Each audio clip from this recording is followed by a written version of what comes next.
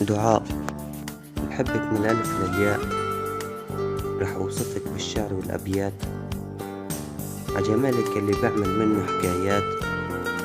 بحبك بحبك حب حتى الممات، ما بيهمني ماضي وذكريات، اللي بيهمني إنك أنت خليتي بوجهي رسمات، ورديتي لقلبي فرحات. ما بعرف أوصفك بالكلمات، يعني بوصفك بدي أتكلم عن جمال الحياة. نظرة من عيونك نظرة من عيونك بتسوى كل الكائنات. كيف لو بدي أوصف جمالك اللي مضوي مثل نجوم بالسماوات؟ الشاعر السوري محمود رحال.